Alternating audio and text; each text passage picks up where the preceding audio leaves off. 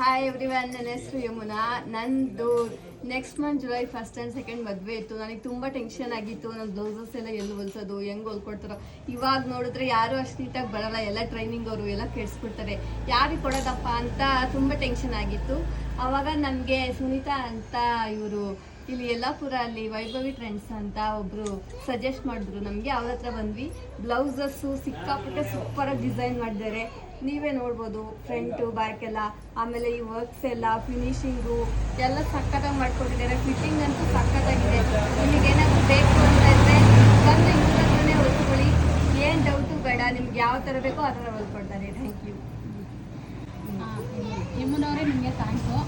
ನಿಮಗೆ ಮೇಡಮರೇ, ಗಂಗಾ ಮೇಡಮರೇ, ನಿಮಗೂ ಥ್ಯಾಂಕ್ಸು. ನಿಮಗೂ ಥ್ಯಾಂಕ್ಸ್. ನಮ್ಗೆ ಇಷ್ಟು ಚೆನ್ನಾಗಿ ಬ್ಲೌಸಸ್ಸು ಫಿಟ್ಟಿಂಗ್ಸು ಎಲ್ಲ ಚೆನ್ನಾಗಿ ಮಾಡ್ಕೊಂಡಿದ್ದಾರೆ. ಎಷ್ಟಾಯ್ತಪ್ಪ ಇಷ್ಟು ಬ್ಲೌಸಿಗೆಲ್ಲ?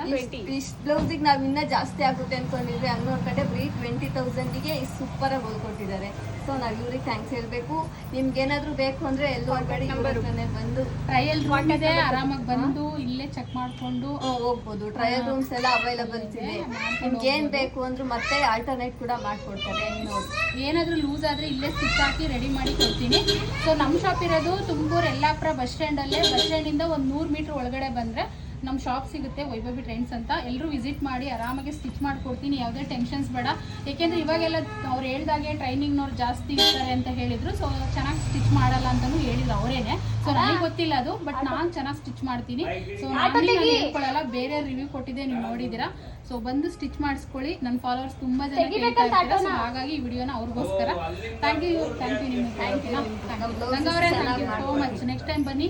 ಅವ್ರು ಆಲ್ರೆಡಿ ಇದು 2ನೇ ಮದುವೆ ಸೀಸನ್, ನಿಮ್ಮ ಎರಡನೇ ಮದುವೆ ಇದಲ್ವಾ. ಫಸ್ಟ್ ಒಂದ್ಸರಿ ಯಾವುದೋ ಒಂದು ಮದುವೆಗೆ ಹೊಲ್ಸ್ಕೊಂಡು ಹೋಗಿದ್ರು ಅವರು, ಒಂದು 3 ವರ್ಷ ಹಿಂದೆ. ಸೊ ಇವಾಗ ಮತ್ತೆ ನನ್ನ ಹತ್ರ ಸ್ಟಿಚ್ ಮಾಡಿಸ್ಕೊಂಡಿದ್ದಾರೆ. ನಿಮ್ಗೂ thank you so much. Thank you. ನಿಮಗೂ ಕೂಡ ನಮ್ಮ ಬ್ಲೌಸ್ ಇಷ್ಟು ಚೆನ್ನಾಗಿ ಮಾಡ್ಕೊಟ್ಟಿದ್ದೀವಿ.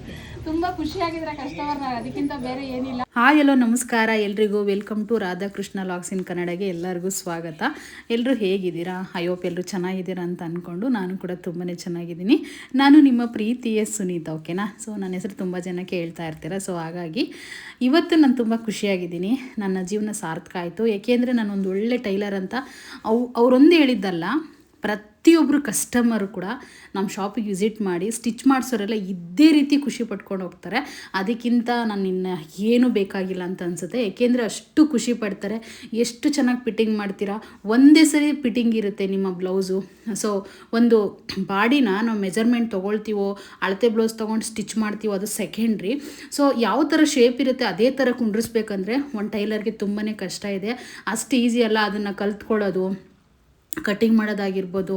ಸೊ ನನಗೇನೋ ದೇವರು ಅದೊಂದು ವಿದ್ಯೆ ತುಂಬ ಚೆನ್ನಾಗಿ ಕೊಟ್ಟಿದ್ದಾನೆ. ಸೊ ತುಂಬಾ ಖುಷಿ ಆಯಿತು. ಅವ್ರಿಗೆ ಕೊಟ್ಟಿದ್ದಾಗಿರ್ಬೋದು, ಅವ್ರು ಖುಷಿ ಪಟ್ಟಿದ್ದಾಗಿರ್ಬೋದು, ನನಗೆಲ್ಲನೂ ಖುಷಿ ಆಯಿತು. ಸೊ ಇನ್ನೇನು ಅವ್ರು ತೊಗೊಂಡು ಹೋದ್ರು ಬಟ್ಟೆಗಳೆಲ್ಲ. ಅವ್ರದ್ದು 20,000 ಬಿಲ್ ಆಗಿತ್ತು. ಆ್ಯಕ್ಚುಲಿ ಈ 20,000 ಬಿಲ್ಲ ನಾನು ಬರೀ 4 ಡೇಸಲ್ಲಿ ನಾನು ಸ್ಟಿಚ್ ಮಾಡಿದ್ದೀನಿ. ಸೊ ಅದಕ್ಕೆ ನಾವು ಬಂಡವಾಳ ಕೂಡ ಹಾಕಿರ್ತೀವಿ ಬಿಡಿ. ಸೊ ಈ ರೀತಿ ಇತ್ತು. ಅದಾದಮೇಲೆ ಇನ್ನು ನಾನು ಮನೆಗೆ ಬಂದೆ. ಆಲ್ರೆಡಿ ಈಗ ಅವ್ರು ಬಂದು 6 ಗಂಟೆಗೆ 6:15ಗೆ ತೊಗೊಂಡೋದ್ರು. ಅದಕ್ಕೆ ಸ್ವಲ್ಪ ಡಾರ್ಕ್ ಇತ್ತು. ಅಂಗಡೀಲಿ ಕರೆಂಟ್ ಬೇರೆ ಇರಲಿಲ್ಲ. ಮೊಬೈಲ್ ಟಚ್ ಹಾಕ್ಕೊಂಡು ವಿಡಿಯೋ ಮಾಡಿದ್ದು. ಅದು ರಿವ್ಯೂ ಕೊಡಲೇಬೇಕು ಅಂತ ಹೇಳಿ ಪಾಪ ಅವರು ಹಂಗೆ ಅಂದರು. ನನಗೂ ರಿವ್ಯೂ ಕೊಡ್ರಿ ಒಂದು ಅಂತ ಕೇಳಿದ್ದಕ್ಕೆ ಕೊಟ್ಟರು.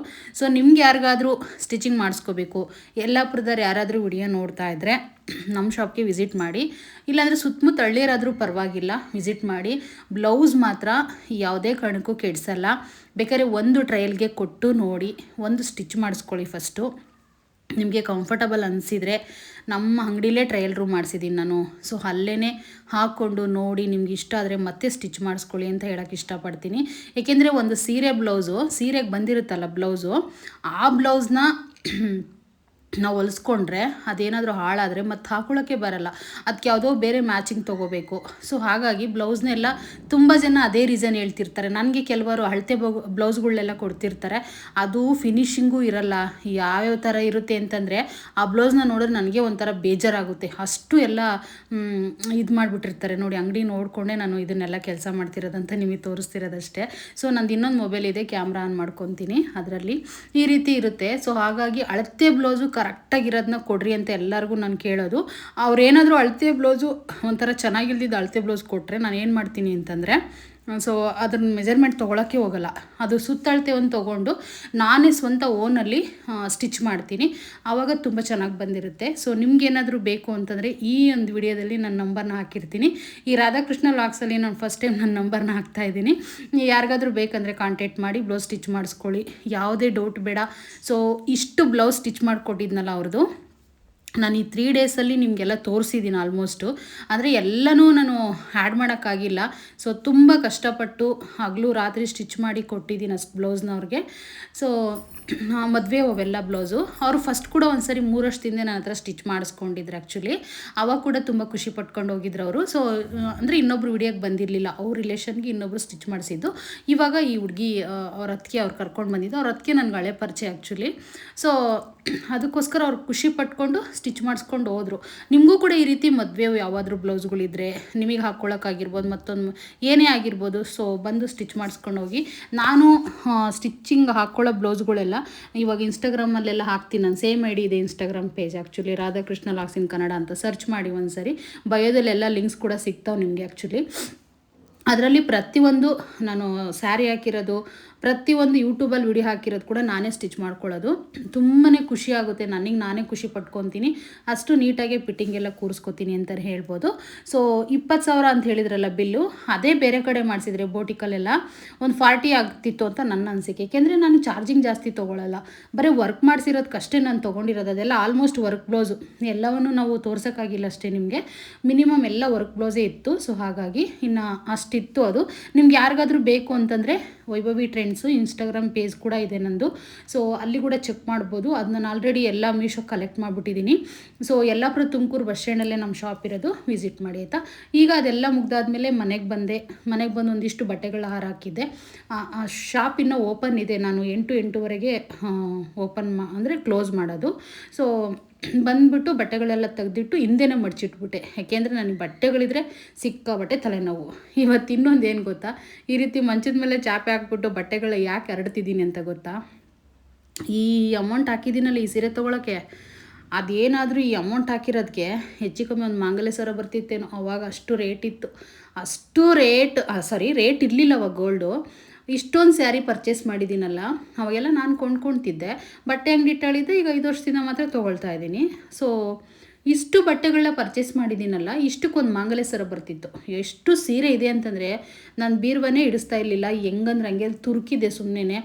ಹ್ಯಾಂಗರ್ಗೆ ಹಾಕೋಕ್ಕೆ ಬರೋ 10 ಸೀರೆ ಇಡಿಸಲ್ಲ ಹ್ಯಾಂಗರ್ಗೆ ಹಾಕಿದರೆ. ಸೊ ಏನಾದರೂ ಒಂದು ಪ್ಲ್ಯಾನ್ ಮಾಡಬೇಕಲ್ಲ ಅಂಥೇಳಿ ಎಲ್ಲ ಕಿತ್ತು ಒಗಿತಾ ಇದ್ದೀನಿ ನಾನಂತೂ.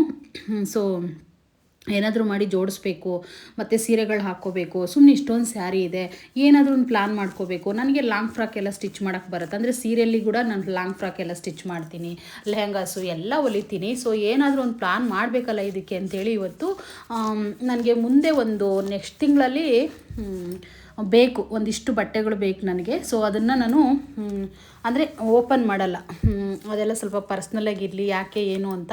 ನನಗೆ ಮಿನಿಮಮ್ ಅಂದರೆ ಒಂದು 15 ಜೊತೆ ಬಟ್ಟೆ ಬೇಕು ನೆಕ್ಸ್ಟ್ ತಿಂಗಳು. ಹೇಳ್ತೀನಿ ಯಾಕೆ ಏನು ಅಂತ ಹೋಗ್ತಾ ಡೈಲಿ ನೋಡ್ತಾ ಇದ್ದರೆ ನಿಮಗೆ ಖಂಡಿತ ಶೇರ್ ಮಾಡ್ಕೊಳ್ತೀನಿ. ಇನ್ನು ಬಟ್ಟೆಗಳೆಲ್ಲ ಕಿತ್ತು ಎಲ್ಲ ಹಾಸಿಗೆ ಮೇಲೆ ಹಾಕಿದ್ದೀನಿ. ಅದಾದಮೇಲೆ ಇನ್ನು ಫೈನಲಿ ಈಗ ಒಬ್ಬರು ಕಸ್ಟಮರ್ ಫೋನ್ ಮಾಡಿದ್ರು ಇವತ್ತು.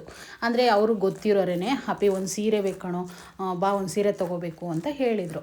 ಸರಿ ಆಯಿತು ಅಂತ ಹೇಳಿ ನಾನು ಅಲ್ಲಿ ಬಟ್ಟೆನೇ ಬಿಟ್ಟು ಇನ್ನು ಓಪನ್ ಅಂದರೆ ಕ್ಲೋಸ್ ಮಾಡ್ಕೊಂಡು ಬಂದಿದ್ದೆ. ನಾನು ಆಲ್ರೆಡಿ 8:30 ಇದ್ಬಿಟ್ಟು ಕ್ಲೋಸ್ ಮಾಡ್ಕೊಂಡು ಬಂದಿದ್ನಾ. ಸೊ ಮತ್ತೆ ಬನ್ನಿ ಅಂತಂದ್ರೆ ಮತ್ತೆ ಹೋಗ್ತಾಯಿದ್ದೀನಿ ನೋಡಿ. ಒಂದೊಂದು ದಿನ 8:30 ಎಲ್ಲ 10 ಗಂಟೆಗೂ ಫೋನ್ ಮಾಡ್ತಾರೆ. ಏಕೆಂದರೆ ಶಾಪು ಮನೆ ಹತ್ರ ಇರೋದ್ರಿಂದ. ಸೊ ಬಂದು ಕಾಲ್ ಮಾಡ್ತಾರೆ, ಹೋಗಿ ಕೊಡಬೇಕಾಗುತ್ತೆ ನಾನು. ಸೊ ನೀನು ಹೋಗ್ಬಿಟ್ಟು ಅವ್ರಿಗೆ ಸೀರೆ ಕೊಟ್ಟು ಬರಬೇಕು ನಾನು. ಸೊ ಹೋಗಿ ಇವಾಗ ನೋಡಿ ಅಲ್ಲಿ ನಿಂತಿದ್ದಾರೆ, ನಾನು ಅವ್ರನ್ನೆಲ್ಲ ಶೂಟ್ ಮಾಡ್ಕೊಂಡಿಲ್ಲ. ಸೊ ಅವ್ರಿಗೆಲ್ಲ ಸೀರೆ ಕೊಟ್ಬಿಟ್ಟು ಬೆಳಗ್ಗೆ ನನಗೆ 2 ಗಂಟೆಗೆ ಬ್ಲೌಸ್ ಬೇಕು ಕೊಡಿ ಅಂತ ಕೇಳಿದರು. ಸರಿ ಆಯಿತು ಅಂತ ಹೇಳಿದೆ. ನನಗೆ ಫಸ್ಟ್ ಆಗಲ್ಲ ಅಂತ ಹೇಳಿದೆ. ಇನ್ನು ಮದುವೆವೆಲ್ಲ ಕೊಟ್ಟಿದ್ನಲ್ವ, ಇನ್ನು ಭಾಳ ಬ್ಲೌಸ್ ಇದೆ ಹೊಲಿಯೋವೆಲ್ಲ. ಸೊ ಆದರೂ ಕೂಡ ಪಾಪ ರಿಕ್ವೆಸ್ಟ್ ಮಾಡಿಕೊಂಡ್ರು. ಫಸ್ಟು ಒಂದು ಸರಿ ಇವ್ರು ನನ್ನ ಹತ್ರ ಸ್ಟಿಚ್ ಮಾಡಿಸ್ಕೊಂಡಿದ್ರು ಆಲ್ರೆಡಿ, ಇದು 2ನೇ ಸರಿ ಸ್ಟಿಚ್ ಮಾಡಿಸ್ತಿರೋದವರು. ಸೊ ಕೊಡಿ ಅಂತ ಕೇಳಿದಕ್ಕೋಸ್ಕರ ಸರಿ ಆಯಿತು ಬನ್ನಿ ಮಾಡಿಕೊಡ್ತೀನಿ, ಒಂದಲ್ವ ಬ್ಲೌಸು ಸ್ಟಿಚ್ ಮಾಡಿಕೊಡ್ತೀನಿ ಅಂತೇಳಿ ಒಪ್ಕೊಂಡೆ. ಸೊ ಬಂದಾದಮೇಲೆ ಮತ್ತೆ ಬಟ್ಟೆ ಜೋಡ್ಸೋಕ್ಕೆ ಶುರು ಮಾಡಿದ್ದೀನಿ. ನಾನೊಂದು ಪ್ಲ್ಯಾನ್ ಮಾಡಿದ್ದೀನಿ, ಏನು ಗೊತ್ತಾ? ಸೊ ಸ್ವಲ್ಪ ಮಂದ ಇರೋವೆಲ್ಲ ಕಾಟನ್ ಸೀರೆ ಮತ್ತು ಬಾರ್ಡರ್ ಸೀರೆಗಳು, ವರ್ಕ್ ಮಾಡಿಸಿರೋ ಸೀರೆಗಳು, ಸಿಲ್ಕ್ ಸೀರೆಗಳು ಮತ್ತು ರೇಷ್ಮೆ ಸೀರೆಗಳು ಇವೆಲ್ಲನ ಸುಮ್ಮನೆ ಹಾಗೆ ಇಟ್ಬಿಡೋಣ. ಮತ್ತು ರೇಷ್ಮೆ ಸೀರೆಗಳು ನನ್ನ ಹತ್ರ ಮಿನಿಮಮ್ ಒಂದು 10 ಇರಬೇಕು. ಅವೆಲ್ಲ ಒಂದು 5,000 6,000 ಈ ರೀತಿ ಬಜೆಟಲ್ಲಿ ತೊಗೊಂಡಿರುವಂಥವು ಒಂದು 10 ಇದ್ದಾವೆ. ಕಾಟನ್ ಸೀರೆಗಳಂತೂ ಮಿನಿಮಮ್ ಒಂದು 10 ಮೇಲಿದ್ದಾವೆ. ಅವು ಎಲ್ಲ ಒಂದು 1000 ಮೇಲೆ, ಒಂದು 1000 1500 800 ಈ ರೀತಿ ಎಲ್ಲ ಪರ್ಚೇಸ್ ಮಾಡ್ಕೊಂಡಿರೋವು. ಕೆಲವರು ತುಂಬ ಸೀರೆಗಳು ನಮ್ಮ ಶಾಪಿಂದೇ ಆಗಿರುತ್ತೆ. ಸೊ ನೋಡಿ, ಈ ಸ್ಯಾರಿ ಇವಾಗ ಓಪನ್ ಮಾಡ್ತಿರೋ ಸ್ಯಾರಿ ಪಿಂಕ್ ಕಲರು ಒಂದೇ ಸರಿ ನಾನು ಹಾಕಿರೋದು. 3 ಇಯರ್ಸ್ ಆಗಿದೆ ಅದನ್ನ ಹಾಕ್ಕೊಂಡು, ಮತ್ತೆ ತೆಗ್ದೇ ಇಲ್ಲ ನಾನು.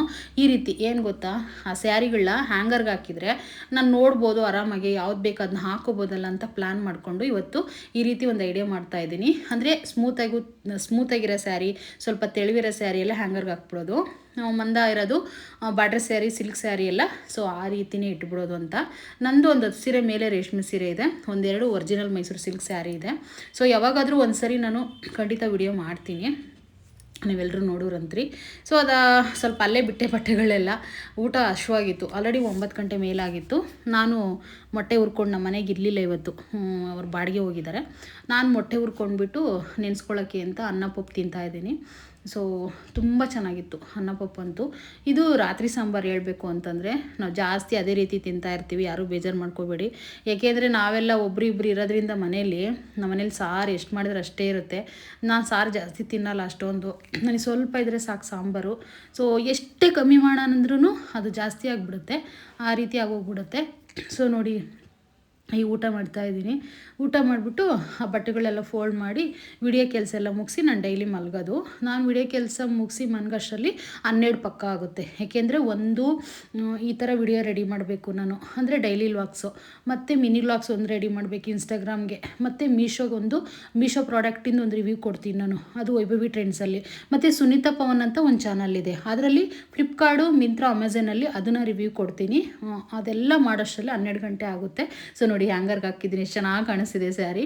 ಸೊ ಹ್ಯಾಂಗರ್ ಎಲ್ಲ ಸಾಲದು ಬಂದು ಇವೆಲ್ಲ ಒಂದು 40 ಇದ್ವು ಅಷ್ಟೇ. ಸೊ 40 ಹ್ಯಾಂಗರ್ಗೆ ಹಾಕ್ಬಿಟ್ಟು 40 35 ಇತ್ತು, ನಾನು ಎಣಿಸಿಲ್ಲ ಸರಿಯಾಗಿ. ಇನ್ನೂ ಒಂದು ಸ್ವಲ್ಪ ಮೀಶೋದಲ್ಲಿ ಬುಕ್ ಮಾಡಿದ್ದೀನಿ, ಒಂದು 24 2 ಡಜನ್ನು, ಸಾರಿ 4 ಡಜನ್ ಬುಕ್ ಮಾಡಿದ್ದೀನಿ. ನೋಡಿ, ಕೆಳಗಳ್ದಿನ್ನು ಏನೂ ತೆಗ್ದೇ ಇಲ್ಲ ಸ್ಯಾರಿ, ಮೇಲ್ ಮಾತ್ರ ಕೌಂಟ್ರಲ್ಲಿ ತೆಗೆದು ರೆಡಿ ಮಾಡಿದ್ದೀನಿ. ಈ ವ್ಲಾಗ್ ಇಷ್ಟ ಆದರೆ ಲೈಕ್ ಮಾಡಿ, ಶೇರ್ ಮಾಡಿ, ಕಮೆಂಟ್ ಮಾಡಿ. ನಾಳೆ ಮತ್ತೆ ಸಿಗ್ತೀನಿ ನಿಮ್ಮ ಜೊತೆ. Thank you.